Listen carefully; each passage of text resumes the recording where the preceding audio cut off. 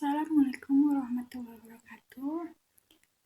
Saya Ipat Pajiria, kelas RA21 Manajemen, NIM 223409. Di sini saya akan menjelaskan tentang strategi bisnis internasional dan manajemen pemasaran dalam bisnis internasional dengan pengampu dosen yaitu Ibu Adisya Maya Andara MM. Nah, di sini saya akan menjelaskan tentang manajemen pemasaran dalam bisnis internasional. Pengertian bisnis internasional adalah bisnis yang kegiatan-kegiatannya melewati batas-batas negara. Definisi ini tidak hanya termasuk perdagangan internasional dan manufakturan di luar negeri, tetapi juga industri jasa yang berkembang di bidang-bidang seperti transportasi, pariwisata, perbankan, periklanan, konstruksi, perdagangan eceran, perdagangan besar, dan komunikasi massa. Bisnis internasional merupakan kegiatan bisnis yang dilakukan antara negara yang satu dengan negara yang lain. Bisnis terdiri dari berbagai macam tipe dan sebagai akibatnya bisnis dapat dikelompokkan dengan cara yang berbeda. Nah, jadi pentingnya bisnis internasional, perdagangan internasional tak terletakkan karena setiap negara memiliki keunggulan dan kekurangan dalam sumber daya alam, dalam ekspor dan impor, menjadi solusi untuk mengatasi kekurangan dan memaksimalkan kelebihan sumber daya alam. Nah, bisnis internasional itu aktivitas bisnis yang melintasi batas negara. Ini mencakup berbagai aspek seperti perdagangan internasional, manufaktur di luar negeri, dan jasa seperti transportasi, pariwisata, perbankan, dan komunikasi itu. Nah, dan di sini perbedaan antara pemasaran internasional dengan bisnis internasional. Perdagangan internasional dalam perdagangan merupakan internasional yang transaksi antara negara itu biasanya dilakukan dengan cara tradisional, yaitu dengan cara ekspor dan impor. Dengan adanya transaksi ekspor dan impor tersebut, maka timbullah neraca perdagangan antar negara. Nah, pemasaran internasional yang merupakan keadaan suatu perusahaan dapat terlibat dalam suatu transaksi bisnis dengan negara lain, perusahaan lain, ataupun masyarakat umum di luar negeri. Transaksi bisnis internasional ini pada umumnya merupakan upaya untuk memasarkan hasil produksi di luar negeri. Nah, di sini contoh dalam bisnis internasional itu adalah payung besar yang mencakup semua aktivitas yang dilakukan perusahaan untuk masuk ke pasar internasional ini, seperti membangun fondasi untuk bisnis di luar negeri. Contohnya, perusahaan tersebut perlu menentukan negara mana yang ingin mereka targetkan berdasarkan potensi pasar dan persaingnya. Mereka mungkin harus mendirikan kantor cabang di negara tersebut atau bekerja sama dengan perusahaan lokal. Mereka juga perlu mengatur logistik untuk mengirimkan produk ke negara tujuan. Mereka juga harus memahami aturan dan regulasi perdagangan internasional. Nah, di sini juga contoh dalam pemasaran internasional adalah bagian dari bisnis internasional yang fokus pada cara menjangkau konsumen di luar negeri ini, seperti membangun rumah di atas fondasi yang sudah ada. Contohnya, perusahaan tersebut perlu menentukan bagaimana mereka akan mempromosikan produknya di negara tujuan. Mereka perlu menyusun pesan pemasaran agar sesuai dengan budaya dan bahan lokalnya itu. Mereka juga harus memiliki saluran distribusi yang tepat untuk menjangkau konsumen di negara tujuan. Dan perusahaan juga tersebut perlu menentukan bagaimana mereka akan mempromosikan produknya di negara tujuan.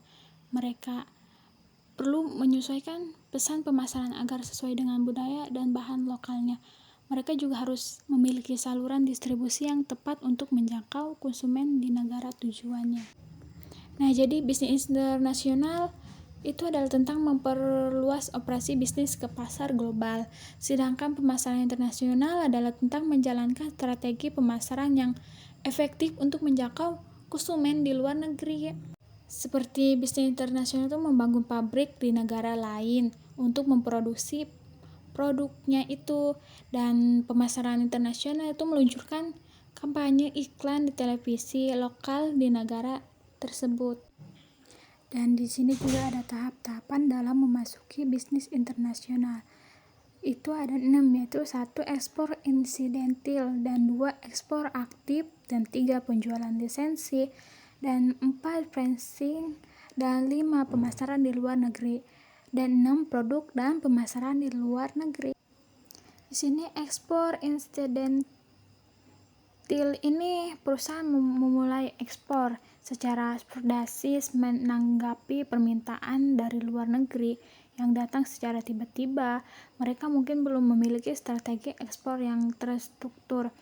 Contoh, sebuah perusahaan kecil di Indonesia itu menerima pesanan dari distributor di Malaysia. Mereka mengekspor produk tersebut secara langsung tanpa strategi khusus. Nah, kalau ekspor aktif itu kayak perusahaan mulai fokus pada ekspor dan mengembangkan strategi khusus untuk menjangkau pasar asing tertentu. Mereka mungkin menunjuk distributor atau agen di negara tujuan.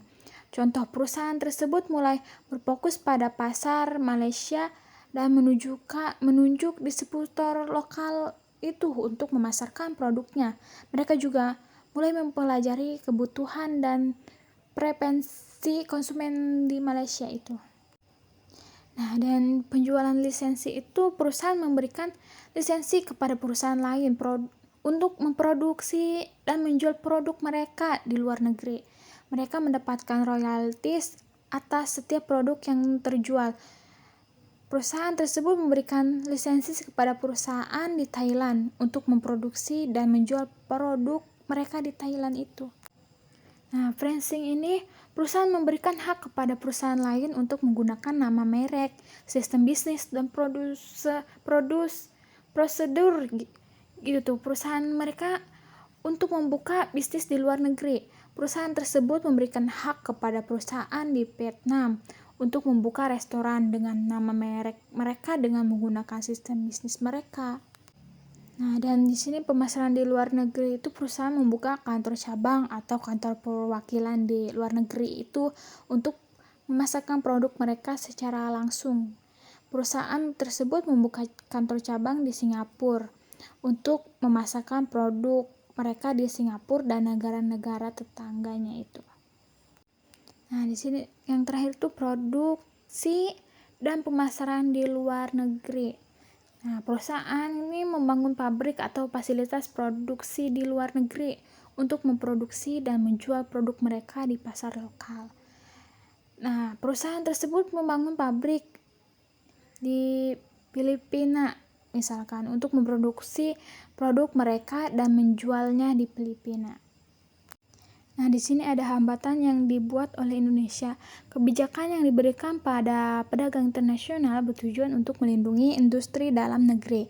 Kebijakan untuk melindungi barang-barang dalam negeri dari persaingan barang-barang impor disebut proteksi. Proteksi dalam perdagangan internasional terdiri dari tarif, kuota larangan impor, subsidi, dumping.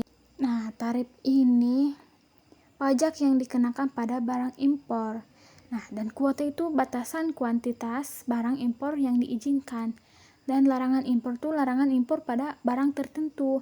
Nah, dan subsidi bantuan keuangan yang diberikan pada produsen dalam negeri. Dumping itu penjualan barang impor dengan harga lebih rendah dari biaya produksi untuk menguasai pasar.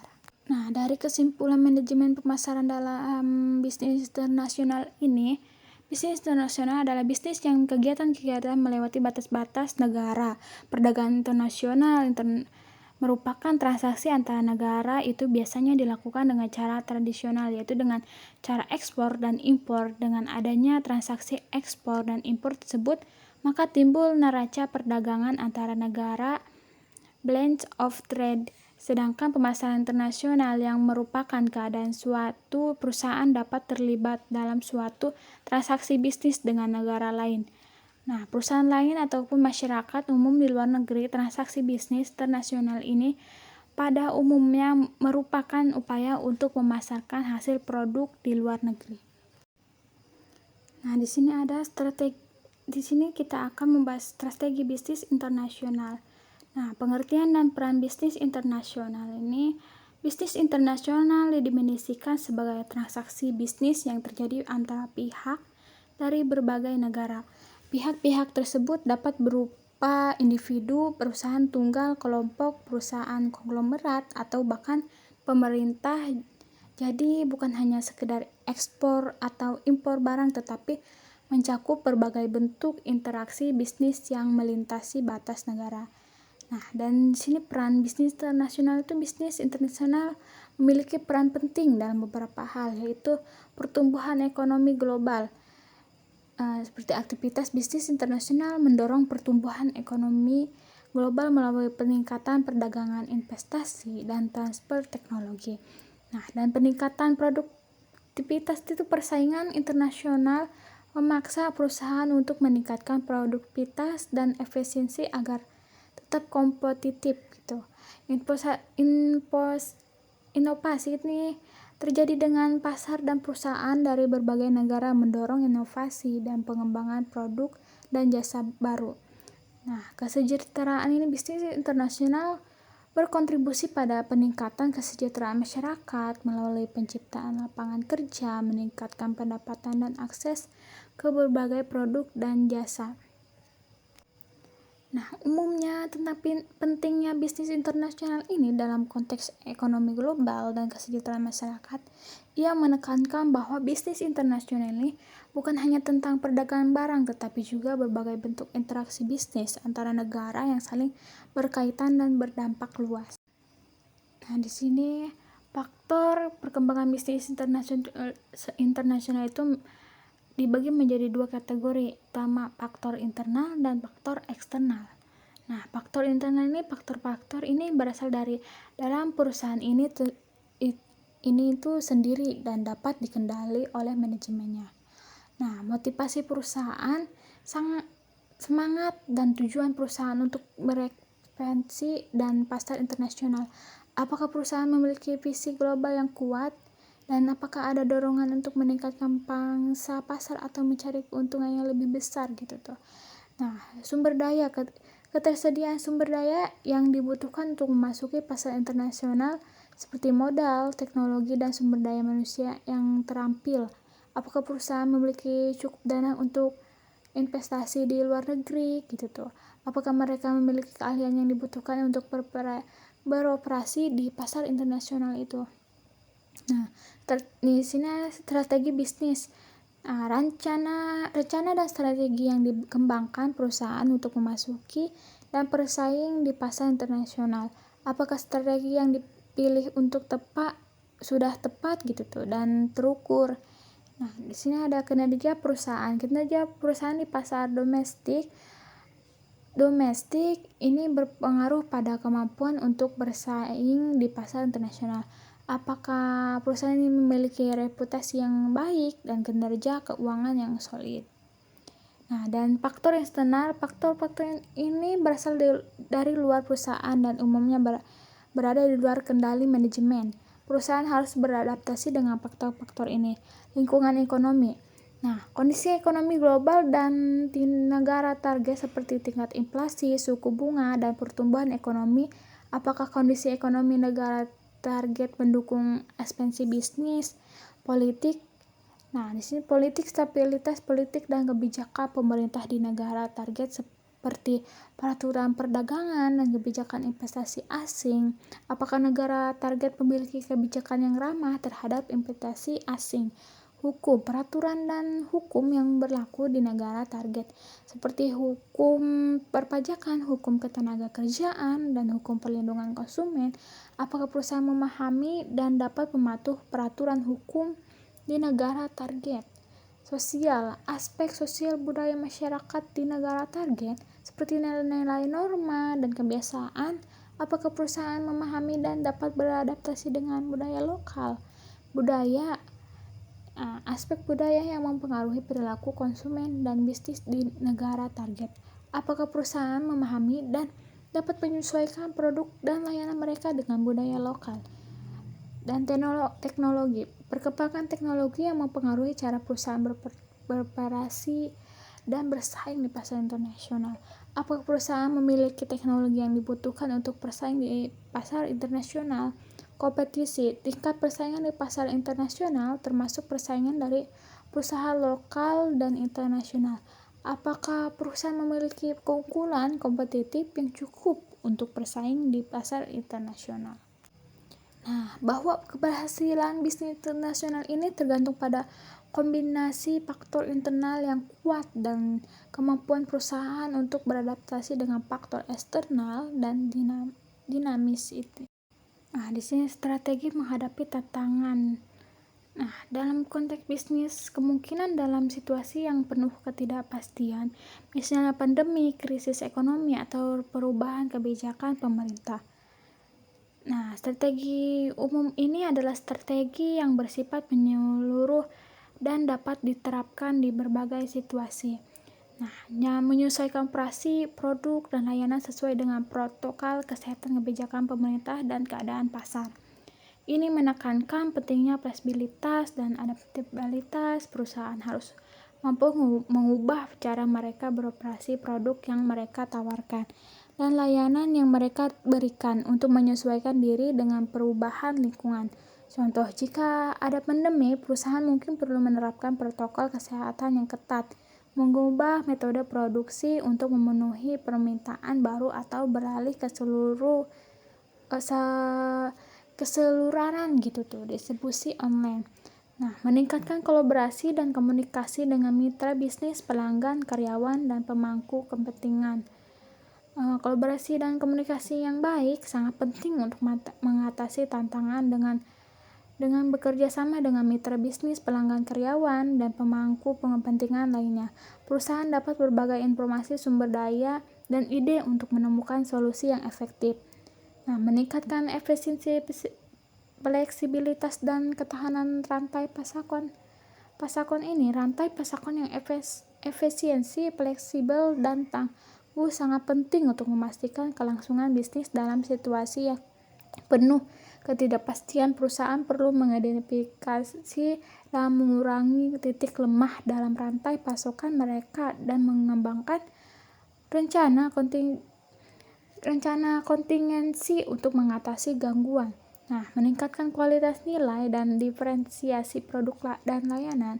Dalam situasi yang penuh tantangan, perusahaan perlu menawarkan produk dan layanan yang berkualitas tinggi, bernilai, dan terdiferensiasi untuk menarik pelanggan. Diferensiasi membantu perusahaan membedakan diri dari pesaing dan pertahanan pangsa pasar. Nah, meningkatkan penggunaan teknologi untuk mendukung pengambilan keputusan dan adaptasi. Teknologi dapat memainkan peran penting dalam membantu perusahaan untuk mengatasi tantangan. Dan menggunakan teknologi, perusahaan dapat mengumpulkan dan menganalisis data, membuat prediksi, dan membuat keputusan yang lebih tepat. Teknologi juga dapat membantu perusahaan untuk beradaptasi dengan perubahan dengan lebih cepat dan efisien. Nah, di sini teori bisnis internasional. Nah, teori utama ini adalah teori dasar yang menjelaskan mengapa perdagangan internasional ini terjadi.